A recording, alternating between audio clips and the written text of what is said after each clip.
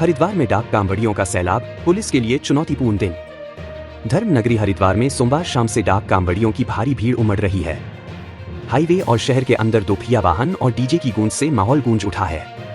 Police के लिए यह चुनौती है कि भीड़ को नियंत्रित करते हुए कांवड़ियों को उनके गंतव्य तक सुरक्षित पहुंचाया जाए।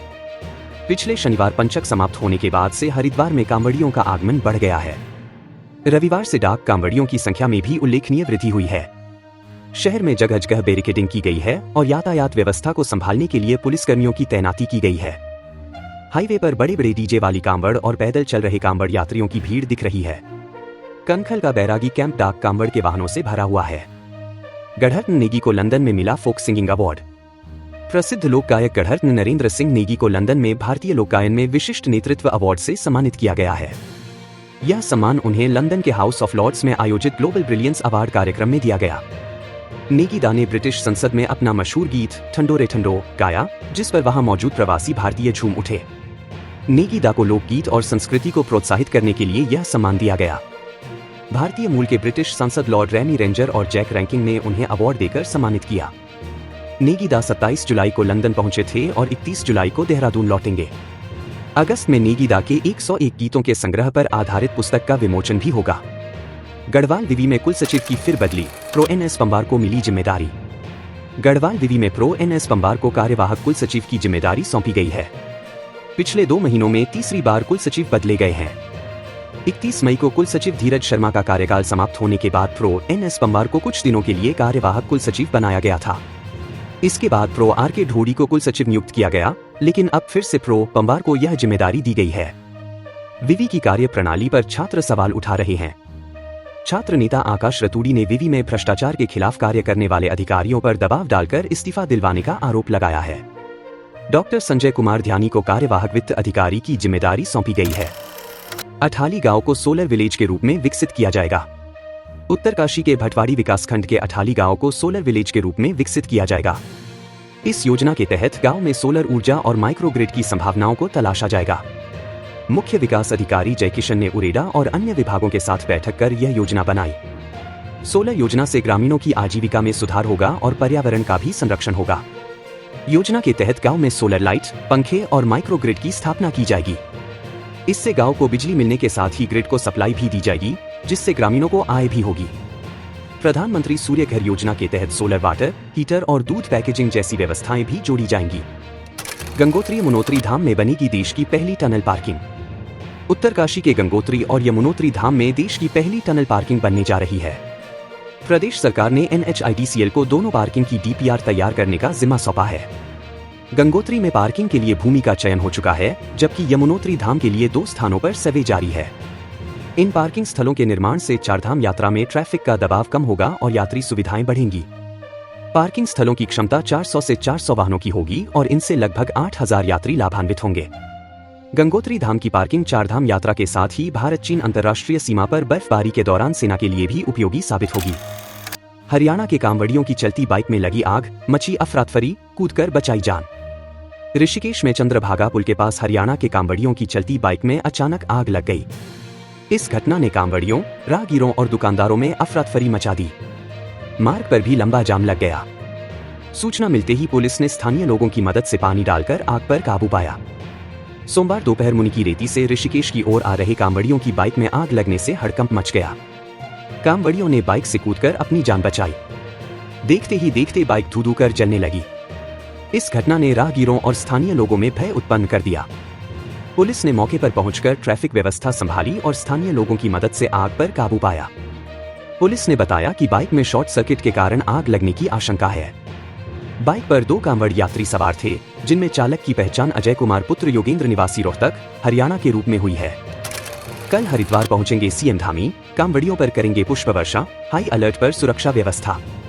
कांवड़ यात्रा अब चरम पर पहुंच गई है। डाक कांवड़ियों के आने का सिलसिला भी शुरू हो गया है। मुख्यमंत्री पुष्कर सिंह धामी मंगलवार को हरिद्वार पहुंचेंगे और कांवड़ियों पर पुष्प वर्षा करेंगे। सीएम के कार्यक्रम को देखते हुए सुरक्षा व्यवस्था को हाई अलर्ट पर रखा गया है।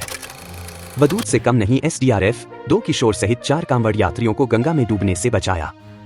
हरिद्वार में कांवड़ लेने आए मेरठ के 2 नाबालिग सहित 4 यात्रियों को गंगा में नहाते समय बहने लगे। घाट पर तैनात एसडीआरएफ की टीम ने तुरंत गंगा में छलांग लगाई और चारों को डूबने से बचा लिया। पुलिस के अनुसार सोमवार सुबह कांवड़ लेने आए राजकुमार 16, पुत्र प्रेमकरण करण कुमार 16, पुत्र सुरेन कुमार सचिन कुमार 18, रुपेश कुमार 23, पुत्र हिमकरण निवासी गढ़ापुर रोड रूसीपुर मेरठ कांवड़ लेने हरिद्वार आए थे। सोमवार सुबह सभी हर की पैड़ी से सटे कांगड़ा घाट पर स्नान करने के लिए पहुंचे। स्नान करते समय चारों अचानक पानी के तेज बहाव में बहने लगे। यह देख आसपास मौजूद लोगों ने शोर मचा दिया। एसडीआरएफ के SI Pankaj Singh Kharola, head constable Ashiq Ali, constable Pradeep Rawat ने गंगा में छलांग लगाकर चारों को सुरक्षित बाहर निकाला। एसपी सिटी स्वतंत्र कुमार सिंह ने बताया कि सभी गंगा घाटों पर जल पुलिस और एसडीआरएफ की टीमें कांवड़ यात्रियों को बचाने के लिए तैनात है। नोवाक जोकोविच ने जारी रखा विजय अभियान, राफेल नडाल के खिलाफ दर्ज की आसान जीत। सर्बिया के नोवाक जोकोविच ने पेरिस ओलंपिक में अपने पहले स्वर्ण पदक के अभियान को आगे बढ़ाते हुए स्पेन के राफेल नडाल को आसानी से हराकर तीसरे दौर में प्रवेश कर लिया। जोकोविच ने नडाल को 6-1, 6-4 से हराया। यह मैच जोकोविच और नडाल के बीच 2022 में फ्रेंच ओपन के क्वार्टर फाइनल के बाद पहला मुकाबला था, जिसमें जोकोविच ने अपने प्रतिद्वंद्वी पर भारी बढ़त बनाई। नडाल और जोकोविच दोनों मौजूदा समय के दिग्गज खिलाड़ी हैं और ओपन एरा में सर्वाधिक ग्रैंड स्लैम जीतने के रिकॉर्ड दर्ज है।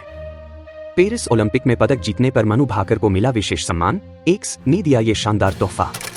पेरिस ओलंपिक 2024 में मनु भाकर ने भारत के पदक का खाता खोलते हुए महिलाओं की 10 मीटर एयर पिस्टल स्पर्धा में कांस्य पदक जीता। इस उपलब्धि पर सोशल मीडिया प्लेटफॉर्म एक्स ने उन्हें खास तोहफा दिया। मनु ने फाइनल में तीसरा स्थान बरकरार रखा और कांस्य पदक जीता। मनु शूटिंग में भारत को ओलंपिक पदक दिलाने वाली पहली महिला एथलीट है। इस उपलब्धि पर एक्स ने उनके हैंडल पर एफिल टॉवर बैज जोड़ा, जो केवल उन एथलीटों के लिए है जिन्होंने पेरिस ओलंपिक में पदक जीता है। मनु ने अपने अनुभव साझा करते हुए बताया कि फाइनल मैच के दौरान उन्होंने श्रीमद् भगवद गीता में श्री कृष्ण की अर्जुन को दी गई नसीहत का पालन किया। लक्ष्य ने कैरेगी के खिलाफ दर्ज की जीत, दौड़ में बने रहने के लिए अब इस खिलाड़ी से होगा सामना। भारतीय बैडमिंटन खिलाड़ी लक्ष्य सेन ने पेरिस ओलंपिक में शानदार प्रदर्शन जारी रखते हुए ग्रुप चरण का अपना मुकाबला जीत लिया। लक्ष्य ने पुरुष एकल वर्ग के ग्रुप एल मुकाबले में बेल्जियम के जूलियन कैरेगी को सीधे गेम में 21 से 19, 21 से 14 से हराया। लक्ष्य अब अपने अंतिम ग्रुप मैच में इंडोनेशिया के जोनाथन क्रिस्टी से भिड़ेंगे, जो प्री क्वार्टर फाइनल में जगह बनाने का फैसला करेगा। भारत और अर्जेंटीना के बीच बराबरी पर छूटा मुकाबला, अब आयरलैंड से होगा सामना। भारत और अर्जेंटीना के बीच पेरिस ओलंपिक में पूल बी का मैच 1-1 की बराबरी पर छूटा। अर्जेंटीना ने दूसरे क्वार्टर में बढ़त बनाई, लेकिन भारतीय टीम ने अंत में पेनाल्टी कॉर्नर पर कप्तान हरमनप्रीत सिंह के गोल से बराबरी हासिल की। भारत अब आयरलैंड के खिलाफ मंगलवार को खेलेगा। कप्तान हरमनप्रीत सिंह ने 59वें मिनट में पेनाल्टी कॉर्नर को गोल में बदलते हुए टीम को महत्वपूर्ण ड्रॉ दिलाया। भारत अब तक पेरिस ओलंपिक में अजेय रहा है, पहले मैच में उन्होंने न्यूजीलैंड को हराया था। अब आगे रोजगार समाचार। अग्निवीर वायु भर्ती परीक्षा के लिए आवेदन तिथि बढ़ी, अब 4 अगस्त तक करें पंजीकरण। भारतीय वायुसेना IAF ने अग्निवीर वायु सेवन चयन परीक्षा के लिए आवेदन करने की अंतिम तिथि बढ़ा दी है। योग्य उम्मीदवार अब 4 अगस्त 2024 तक आधिकारिक वेबसाइट agnipatvayu.cdac.in पर आवेदन कर सकते हैं। पहले आवेदन की अंतिम तिथि 28 जुलाई 2024 थी। भारतीय वायुसेना अग्निवीर 2024 परीक्षा 18 अक्टूबर 2024 को आयोजित की जाएगी। उम्मीदवारों को ध्यान देना चाहिए कि आवेदन शुल्क 550 रुपए है। अधिक जानकारी के लिए आधिकारिक वेबसाइट agnipatvayu.cdac.in पर जाएं। दोस्तों, अभी के लिए बस इतना ही। उत्तराखंड के ताजा समाचार और रोजगार की अपडेट के लिए ओहो न्यूज को यूट्यूब पर सब्सक्राइब करें और फेसबुक पर फॉलो करें।